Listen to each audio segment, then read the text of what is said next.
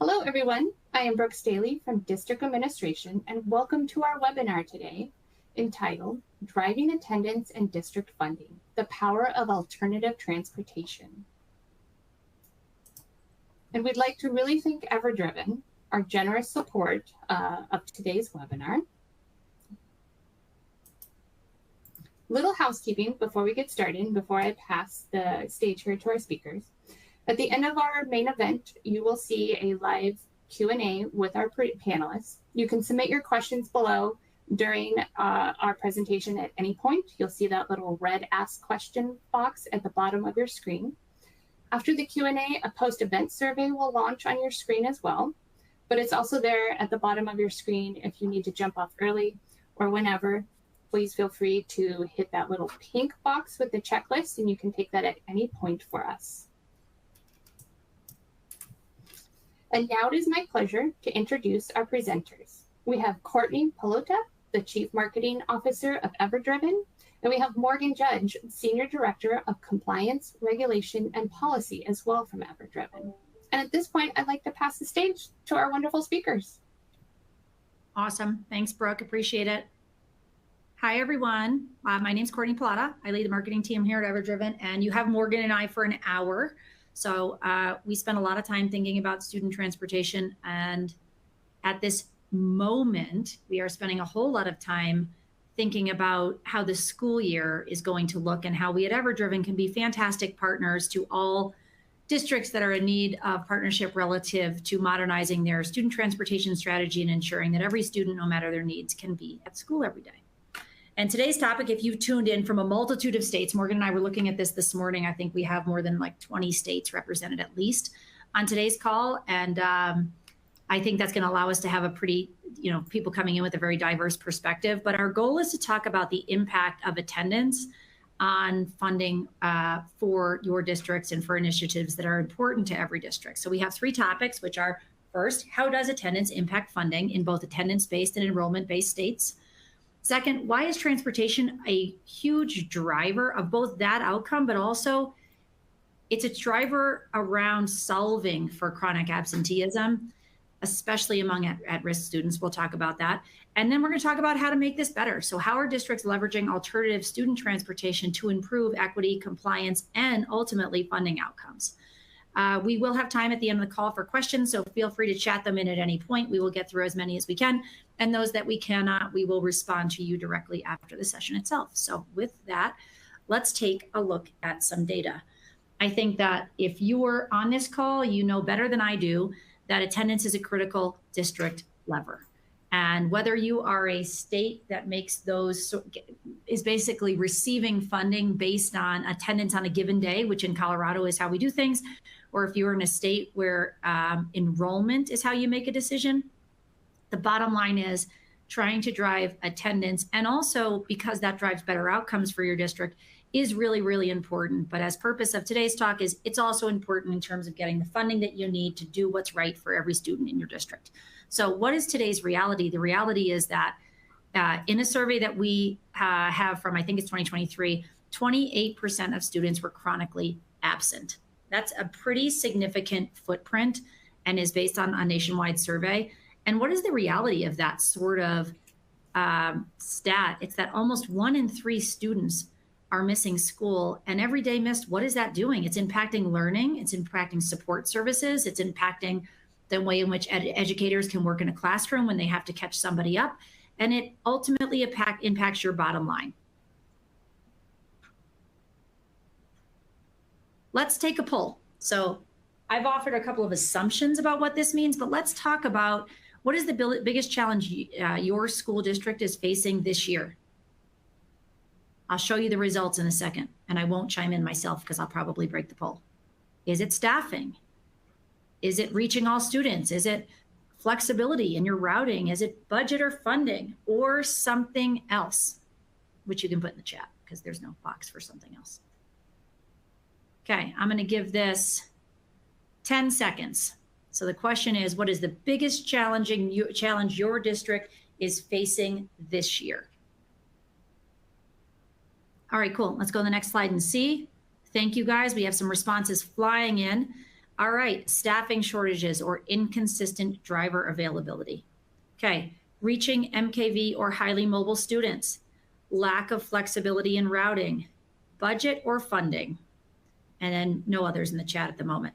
So let's talk about the two, staffing shortages or inconsistent driver availability, and also budget or funding limitations. These things are often closely tied. And my guess is if you've joined this call, it's not because funding is so abundant that you can do everything you need. I mean, I don't know, I work here at EverDriven and I lead a marketing team and I can't do everything I need.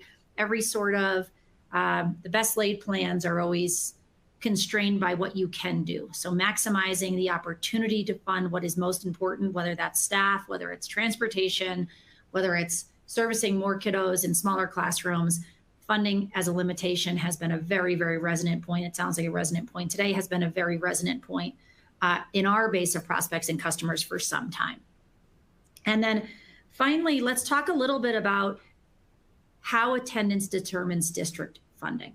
So we talked about some of the stats on the slide prior, but if you look at an attendance-based state, we talked a little bit about this, average daily attendance during a specific window or year round. So even if a student misses 2 days in the beginning of the year, it can lower your per pupil funding for the entire year. Like I said, in Colorado, I think our date is October 1st. We do a count day. I think we actually also do one in like May or something like this. But the October date, you have kind of like till October 1st. The number of students that attend that day, if you send a kiddo to school in this state, they send you about 50 reminders to please send your child to school that day because it has a meaningful impact on the funding each district gets based on the attendance on a given day. Now let's talk about an enrollment-based state. So that is how many students are enrolled in your district and then is subject to audit. So every couple of months you're auditing, how does the attendance line up with what the enrolled population looks like? And what could then happen is that when you have chronic absenteeism, your enrollment number is going to ultimately come down. Your funding could ultimately come down. And there are ways to really prevent that. And we're going to talk today about how do we actually develop strategies that allow you to have confidence in your ability to serve every student that is serviceable in your district. So missed days now equal fewer staff services and support later. So how do we maximize what is the opportunity, especially right now? We're in August, many, many districts, many of the people on this call have gone back to school and others are imminently returning to school. So it sounds like this is a topic we think anyway that's pretty top of mind. And I'll turn it over to you, Morgan. Hi, I'm Morgan Judge. I'm the Senior Director of Compliance Regulation Policy at EverDriven. And I am going to continue this great discussion. So stats that tell the story. So the latest official federal data on student homelessness and special education is from 2023. States report, as you guys all know, data after the school year ends and the federal government runs then data quality checks and just resolves discrepancies and does all these things, and it can take several months. So the national data you see here, which is 15% of public schools reported being extremely concerned about student absences. 26% of those schools were in high poverty neighborhoods, 26% with a student body made up of 76% or more students of color, and 21% were high or secondary schools, is mirrored and in some cases exceeded in several states across the US. You know, Courtney and I were looking at the attendance list earlier. We have lots of individuals here from Alabama. Districts that are considered to be in high poverty areas in Alabama have chronic absentee rates of over 25%. Lots of attendees from New Jersey. Urban districts like Newark and Patterson have 30% or more rates of chronic absenteeism. And similar to, we have some Illinois people on the call. Chicago Public Schools had 45% of high schoolers that were chronically absent in the 22-23 school year. And as the former NCES Commissioner Peggy Carr said, the timely data on attendance helps us understand the extent of absenteeism at public schools, as well as the extent to which absences by these students and teachers and staff are concerned to public school leaders. Students who were chronically absent or are chronically absent in 2023 are still in classrooms right now in many cases. And so those numbers we see today in our schools won't be reflected in the national record for another 18 months. And that lag means if we wait for updated data to act, we're already a year and a half behind. Do I go next? Okay, great. Who's missing and what's in the way? So vulnerable students often struggle with getting to school. there are 8.84 million students part of 2 federally reported vulnerable student groups. So that's students served under IDEA, which is 7.62 million students with special needs, and students who are guaranteed protections under the McKinney-Vento Act. These aren't just priority populations. They are federally entitled to related services, which includes transportation. And so there's 1.22 million students experiencing homelessness, again, from the 22-23 school year. And a lot of districts are reporting that that number is still going up. Special education students, transportation can be directly written into their IEP, as we all know, under IDEA. For McKinney-Vento, transportation to the school of origin is a legal requirement if determined to be in the best need of the student. So when these services break down, it's not just an inconvenience, it's a violation of federal law, and it removes access that the students need to benefit from their education.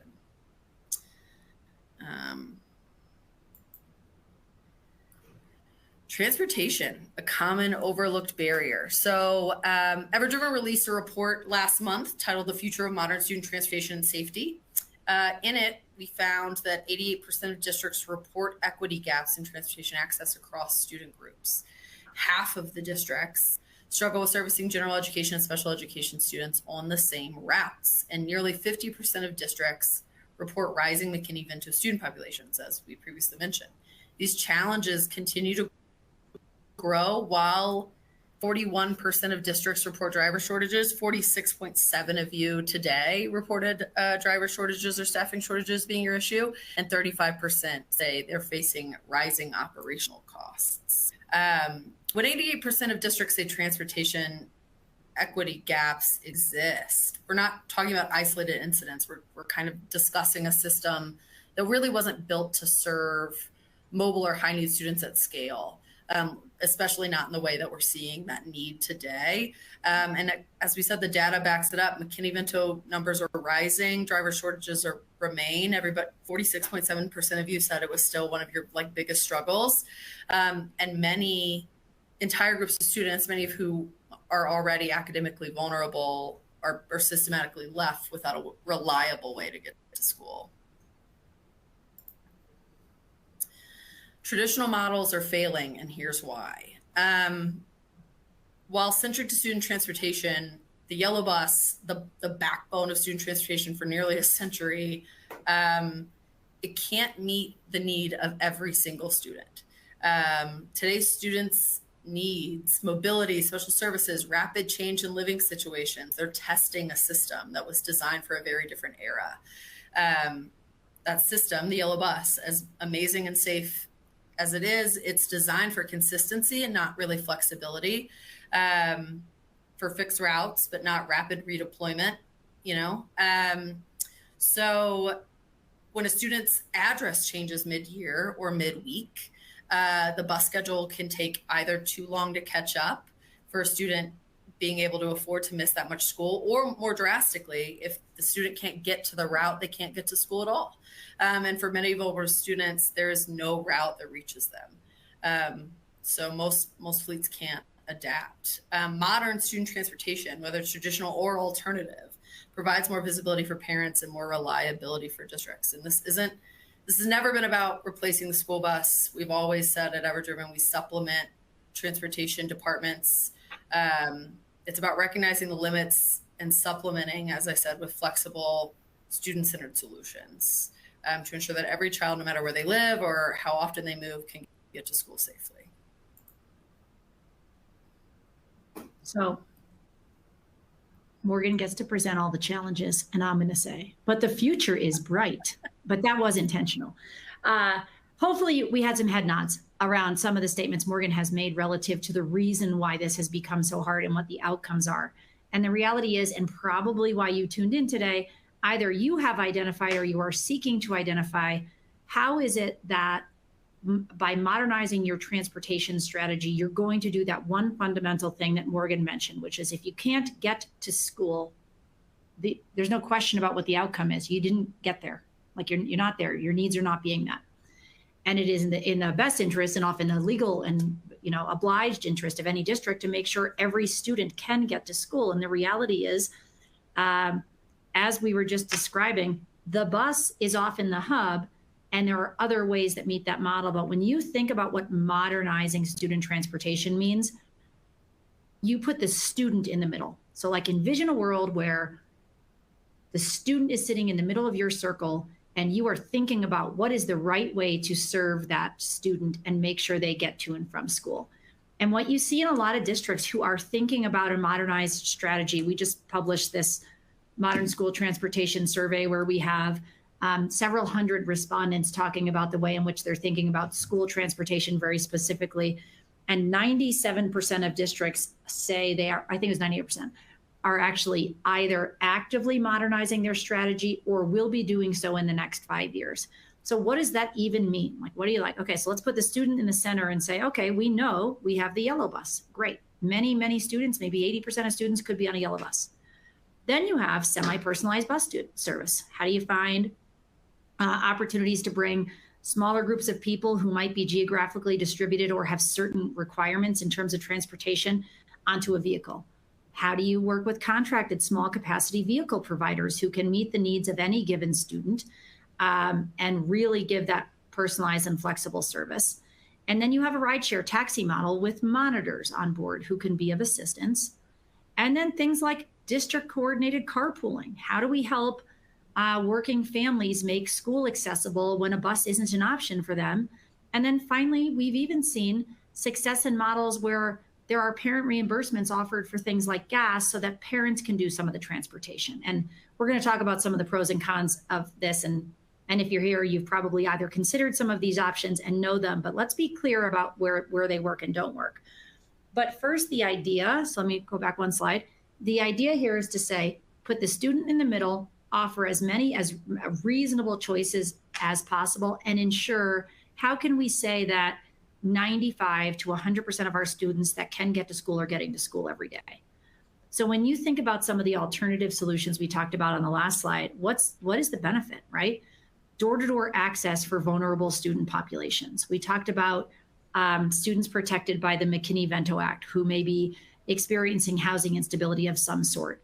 Door-to-door access when the door is changing on a regular basis is really important. Door-to-door access is also really important when you have special requirements for a vehicle that may be very certainly not suitable to transport a person or multiple people to a bus stop. Flexible scheduling, you guys talked about in the chat. What are some of the challenges? Flexibility is a challenge. So when you think about a modern model, you put the student in the center, you're thinking about how do we gain flexibility so that when needs change, you as district leaders can make the changes you need without a whole lot of stress and kind of chaos that is tied to, oh my gosh, this is how this was going yesterday. I need to make a change for tomorrow. How can I do that? So let's build a model that's flexible in its nature, that can be responsive when changes are happening in real time. And then there's the ability to serve general ed and special education students in the way in which they best need to be served. And then finally, at EverDriven, we've been talking a lot about being human-led and tech-enabled.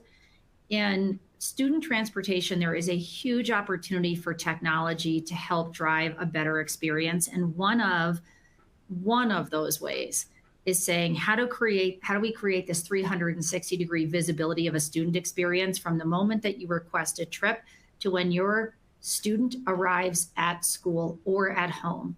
And GPS tracking, in-car cameras, telematics management, like behavior management in the car, parent notifications in an app. These are all real technology that exists today that actually create a whole lot more engagement from start to finish and a lot of transparency and ultimately peace of mind when you think about modernizing models. So to that end, let's talk a little bit about how alternative transportation, which is alternative student transportation, is where a service like EverDriven would fit. How has it been proven to boost attendance? Where does it work? Where does it not work?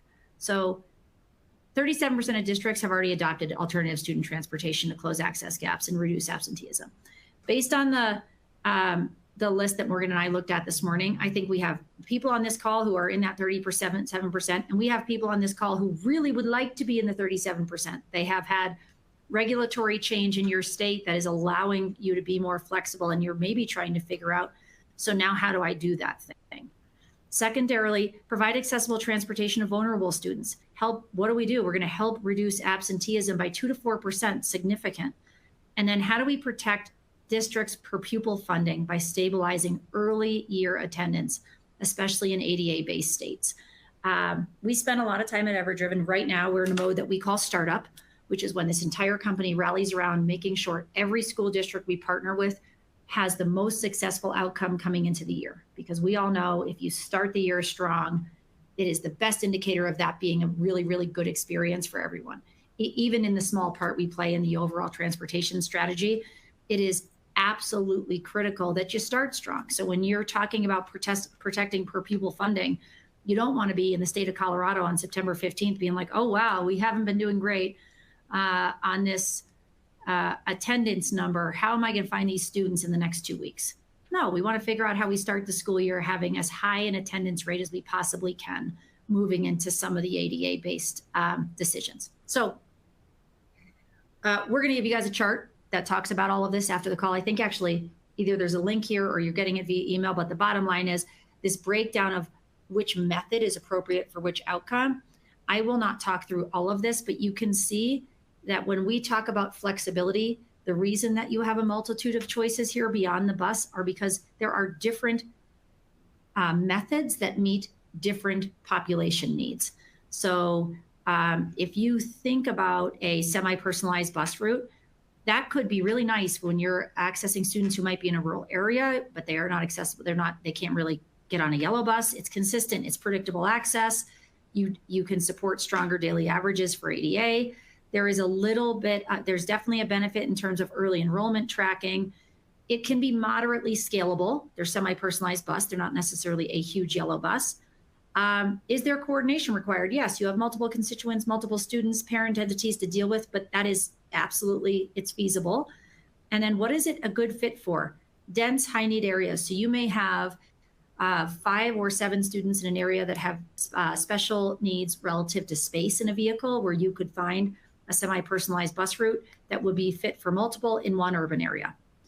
Then let's move on to contracted small capacity vehicle providers. So we at EverDriven, we provide SUV service, we have car service, you have a variety of small vehicles. But what is the benefit there? So it's reliable, compliant daily rides. So you're going to get very personalized service in a model like that. It can often be one-to-one, like one driver, possibly one driver, one monitor, one student. Will it absolutely maximize attendance during funding windows? For sure. Will it retain at-risk students across mobility changes? Yes, because in a contracted small capacity vehicle model, every day you're checking where you should be dropping off and picking up a student the next day. Okay, so if that needs to change, if you as a district leader are like, Courtney needs to be at this location tomorrow because she's moved, you can make that change and trust that the small capacity vehicle can respond to that. A model like that is very scalable, right? You can decide how many students require that sort of focus and scale on demand with partners like EverDriven. And is the coordination required a lot? It is a little bit at first, right? Like any time you want to get started, but overall it's low because once you're up and running, you know how to work with the apps and change things as needed. And it is a very good fit for vulnerable student populations. And vulnerable in our case, we've talked about students that have special needs that are not necessarily a fit for the bus, whatever your requirement is. And then students who may be experiencing housing situations that are also not a fit for a bus. So like you have a whole lot of scenarios where this is could be a really good fit. And then let's talk about a rideshare taxi model. So in ride sharing, we've maybe all as humans used a rideshare type model. Does it create, it increases flexibility, yes. Can fill some short-term attendance gaps, can be somewhat stable, could be scalable, and is a solid fit for, if you think about overflow or short-term coverage, we will have maybe districts that have maximize their entire transportation strategy and they need to flex for a couple of students. Maybe you then are looking at a rideshare or taxi model with a monitor. I will make a statement that I think everybody here knows. When it comes to transporting students, safety is absolutely at the top of the list. I think that's why a proven yellow bus model is something that has stood the test of time. And when you think about Things like rideshare or taxis, you always want to make sure you're thinking about safety first relative to the individuals that would be doing the driving. And then in terms of carpooling, district coordinated, it's informal. You can have a couple kids in, a couple kids out, but it could really work. Like it could improve access in a rural area, gives caregivers the opportunity to get a little bit of flexibility, but still get kids transported. It does build trust with families. It should deliver on a overall attendance, an ADA-based number. You can count on attendance. Scalability is not very scalable. Okay, so this could work in some very well-defined areas, but it is not the sort of thing you can just drum up a carpool. Obviously, carpools are based on geographical location, definitely high coordination with those that do the carpool, and can definitely be a fit for a rural or underserved area. We're still getting students to school and trying to at least do what you're doing on some of the semi-personalized bus route work. Like, how do we get multiple students to and from school? And then finally, when it is an option, if cost or access are options for caregivers, how do we offer gift cards or reimbursements to help ensure that attendance can be maximized? You can see here we've outlined that there's a lot of risk in a model like that, right? You can do the thing. Some districts do take advantage of said thing as an augmentation of their strategy, but it is not a guarantee that that caregiver will or will not always be able to bring your student to school or bring the student to school in the way in which they need. So all that to say, we will share this chart with you, but you can see that there are great fits for certain models in terms of being able to predict attendance and ensure attendance. And there are other, I would say, more when you need them type options that can also be considered and are available. And then with that, if we think about modernizing transportation in crisis, I am going to talk a little bit about an example in Buncombe, North Carolina, and then Morgan is going to share an example of a district in Delaware. But so Buncombe is in Asheville, North Carolina. So after Hurricane Helene last year, we had a pretty, it was a traumatic situation for the residents of Asheville. The student transportation challenge was exacerbated in that you had more than 1,200 students that were displaced. Existing routes were a moot point. There was no existing route. They were moving from location to location. So even if you did move to an alternate location, there was so much change so quickly that there was very little predictability, and the bus became a real challenge for more than 1,000 students in the district. So in this particular case, Buncombe, and we have a case study that talks about this as well, they were able to partner with EverDriven to deploy a fully revised system in 10 days with tech-enabled flexible routing to support what had become a very housing unstable population. We were able to bring displaced students to their school of origin. So many of you deal with making sure that you're bringing your student to their school of origin across 660 square miles in the county, many of which roads were inaccessible.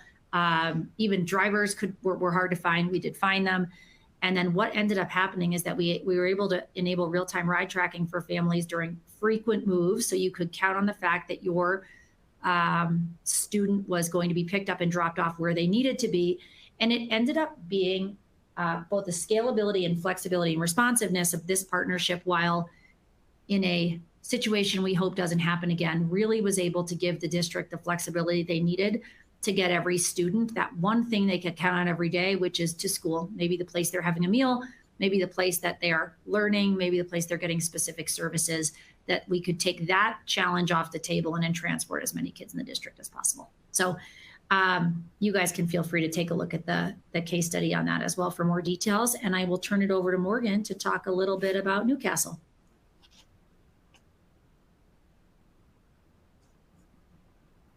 Yes. So the Newcastle, Delaware is right outside of Wilmington, and they have a vocational technical school that's a public school system operating 4 high schools focusing on vocational technical education. They had limited contractor reliability, and so they struggled to serve their students with special needs. This cost them time, it cost them trust, especially with families and parents, and it cost them consistency. Special education students really need consistency almost more than anyone, missed rides or unpredictable drivers don't just cause inconvenience, but they disrupt their learning and their services and the trust of their parents and their guardians. And so that Newcastle worked with EverDriven to help the district replace missed or late rides with vetted on-time drivers. That change brought immediate results. They gained trust with their families through visibility, through safety technology, and through responsive local support. For students who rely on routine and support, these improvements mean more than just getting to school. It's a chance at stability, growth, and success. So it was a great partnership for us and a great partnership for Newcastle Votech.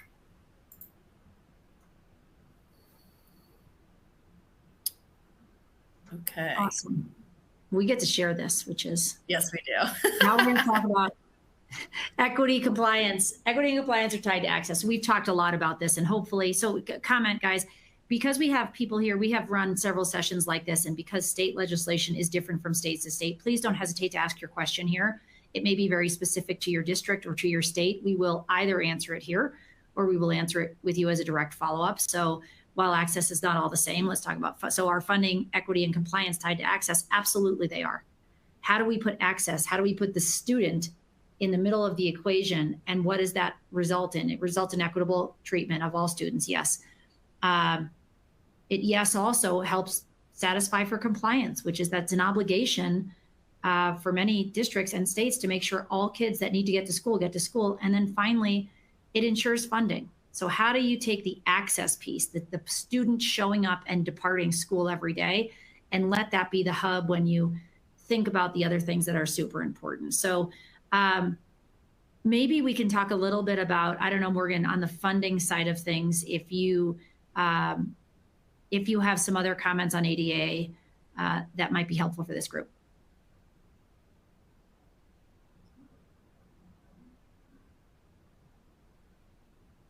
Oh, I think we can't hear you. Sorry, I was muted. That's okay. I thought I was muted because you were there. If you talk about funding, equity, and compliance, they're all, as we say, they're all tied to access. They're all tied together. So both the McKinney-Vento and IDEA and Every Student Succeeds for foster youth all require students to be transported as a related service under IDEA, or if it is determined to be in the best interest of the student to stay at school of origin. Typically, it is if students stay at school of origin, they are more likely to complete their education and to be in an environment they're already comfortable and they're happy and they already succeed at learning.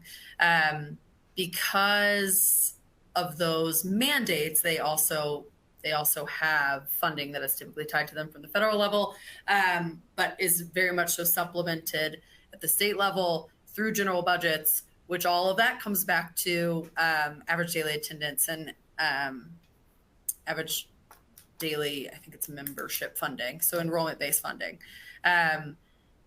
Having all of that combined, I mean, when we talk about equity, and we talk about consistency and we talk about access, it's what allows vulnerable students to take advantage of the educational opportunities at the same level of their peers.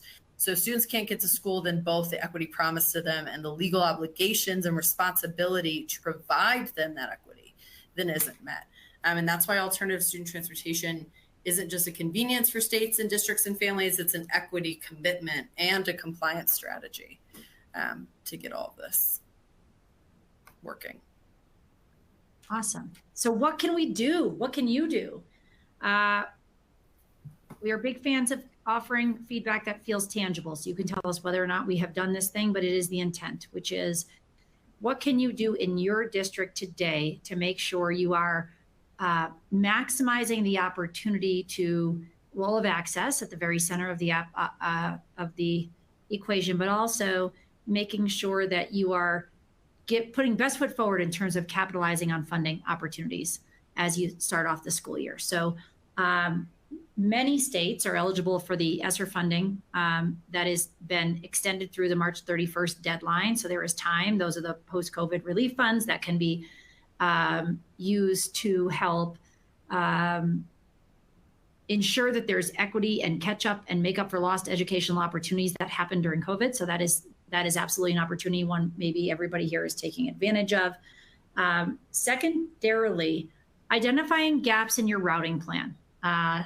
Last week, we hosted our first customer advisory board meeting, and during the meeting, we had multiple district leaders who were like, I really want to join this cab today, but I am literally in the middle of testing out my entire transportation strategy because school starts next week.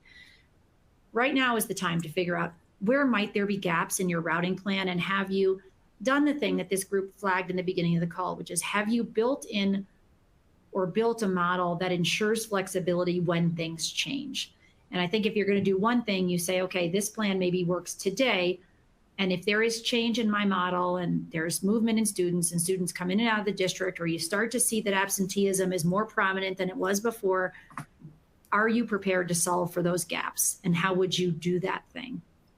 And then finally, third, secure early year rides for vulnerable students. We talked about this, but the best foot forward in the beginning of the year is everybody's best chance of having success. So how do you come into the year making sure that rides are available, communicated to, clearly understood for all vulnerable students in your district? And then finally, how do you actually build a contingency plan for driver shortages? This group voted in staff and driver shortages as the number one thing besides budgets. That is a challenge this year. What are the contingency plans? So I will give an example. At EverDriven, after COVID, long before I was part of this business, you had a pretty significant school bus driver shortage, which I'm sure everybody here lived through. And it was incumbent on a lot of districts to find a different model. And while that remains true today, I would say it's less dramatic. I think there are still shortages, but what it brought to bear is that counting on one singular model to transport everybody in your district is not really a method for success. Take off the table that student needs are what they are. It's very, very hard to think that just one thing is going to be your solve. So what we saw happen and has continued to play out is that districts saw the benefit of building in a model that still relies heavily on a yellow school bus, but gives you that flexibility and scale to meet the needs where change is apparent. And that sort of contingency plan coming into the year can be really, really valuable. Morgan, any other comments you might have there? No. Okay. Well, we're not here to talk all about ourselves. For sure we're not, because that wasn't the topic. But I will tell you, just from a why do we know, how do we know these things? EverDriven's been around for almost 20 years. We are in the alternative student transportation business. We are committed to modernizing student transportation and making sure that every student has access to their school every day, no matter what their needs are. We are serving more than 700 districts in 36 states. Most of the states that are on today's call, we are either serving your state or on a path to serve them imminently. That's more than any provider in this country. We are supporting more than 110,000 at-risk students, and we have completed more than 2 million rides annually with a 4.9 safety record. We are proud of all of these things, but if you think about the stat that's on the far right, it is really, really important to find ways to get kids to school. It is as important to make sure that you're doing that in a safe and scalable and trusted way. And we have been doing this a long time, and we hold very, very high standards for our drivers, our service providers, and everybody in this company to ensure that this is the absolute safest and most trusted experience that a student can have when they get to and from school every day. So some of you are here on this call, but we work with Chicago Public Schools, Orange County Public Schools down in Florida, Dallas, DPS here in Colorado, and the School District of Philadelphia, as well as others. So we have got all sorts of systems that require a whole lot of flexibility and scale. And if you're wondering what a modern student transportation strategy could look like or should look like because this is new to you, please don't hesitate to ask us. We'd be happy to take you through that so that you understand what others are doing and you can figure out whether or not that's something that would benefit your district. So with that, Morgan and I, as I say the thing, which is if you want to know more, you can ask us. These are both of our email addresses are here. You can reach out to both of us or either of us with any questions that may have come up today. It is hard for us to address every sort of situation that might be specific to a state, but ping us and we'll make sure that you get the answer that you want. And with that, I think what would be good is for us to take a couple of questions. How does that sound? Cool. All right. So Morgan, I'm going to go with the first question, which is, how will I know it's time to add alternative transportation to our fleet? Is it better than equipping our district with vans? I'm not really going to talk about whether it's better. I don't know. This is up for debate. But I would say, how will you know when it's time to add alternative transportation to our fleet?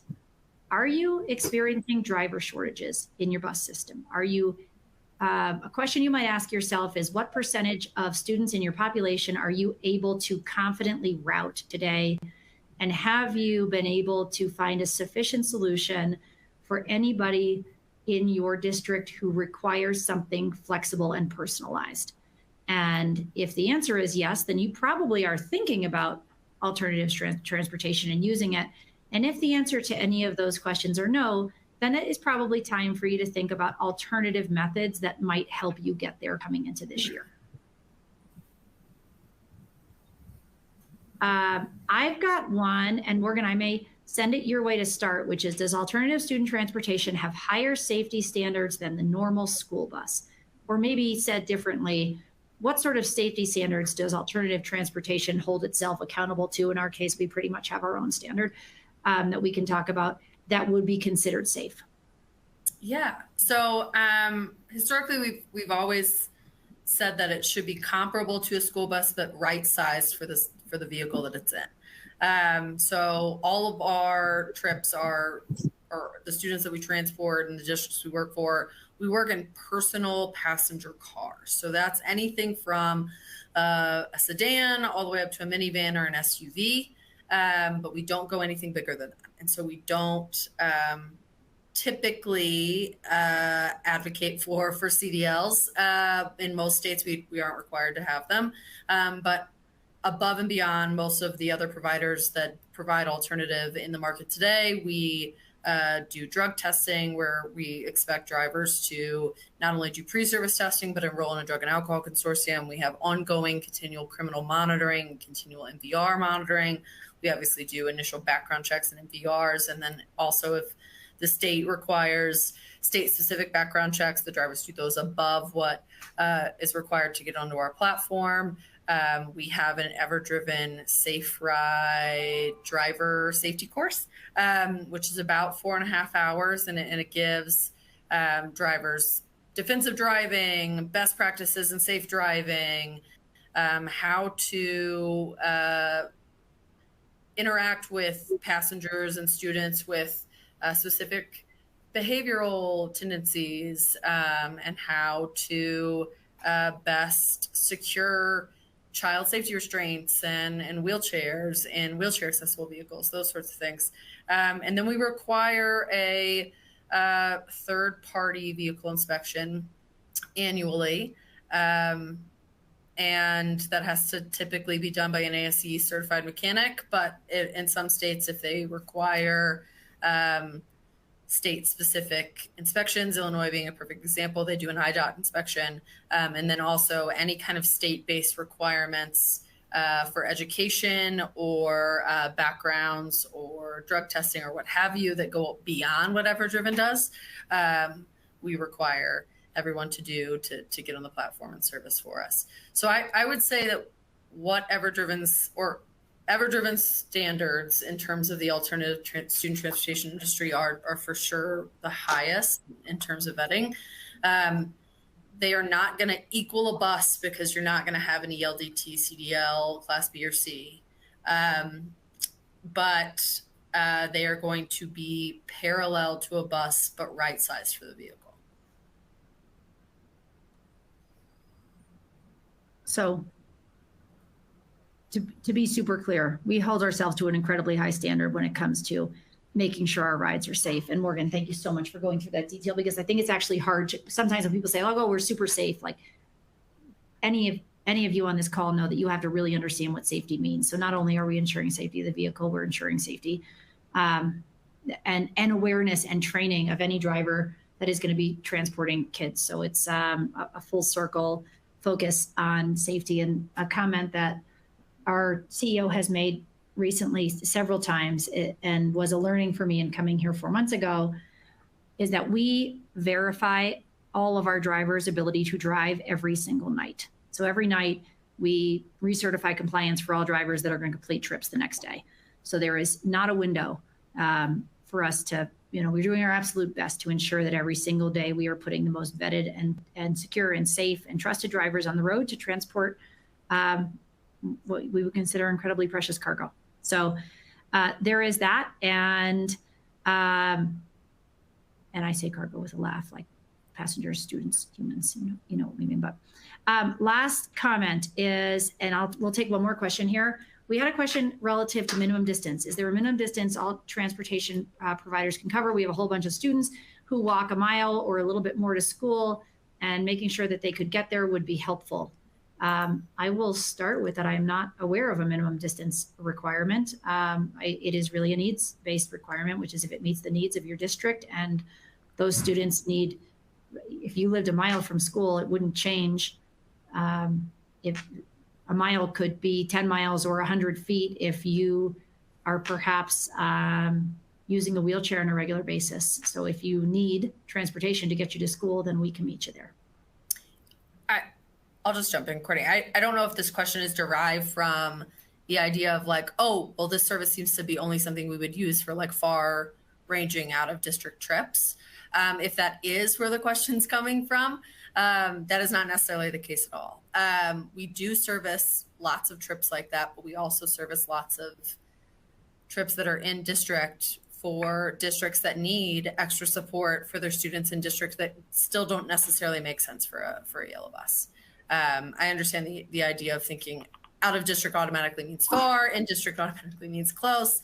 And we do a fair number of out of district returning into district transport, but we absolutely service in district at whatever minimum mileage to help support school districts with whatever the flexible route need they have. Awesome. Okay, well, dare I say it, but I think we may run a little ahead of schedule, which is hopefully good for everybody's day here, which is hopefully your questions have been answered. And we cannot thank you all enough for attending today, and hope that you've learned a little bit more about how driving attendance not only is a indicator of the best possible outcome. It is an outcome on every level: student outcome, district outcome, etc. And if you have any questions, you can feel free to reach out to us. And I wish everybody here an absolutely fantastic return to school season. I'm sure it's crazy, so you carving an hour out to spend it with us is really appreciated. And Morgan and I have really enjoyed the opportunity. Yes, this was great. Thanks everybody, and I'll echo Courtney. I hope back to school is amazing and smooth. Awesome. Wonderful. Thank you both to our speakers, Morgan and Courtney. Thank you so much for all this information, and a big thank you to EverDriven, our sponsor, who has brought today's event to us. One last closing out for anyone for joining us. Big thank you for taking that time, just as Courtney and Morgan have expressed. Here at District Administration, we host webinars just like this every Tuesday, Wednesday, and Thursday. So do go back to the District Administration site, take a look at continued webinars we will have on the schedule. We'd love to see you back. But with that, we'll give you back a couple minutes of your time today. And thank you so much all for joining us.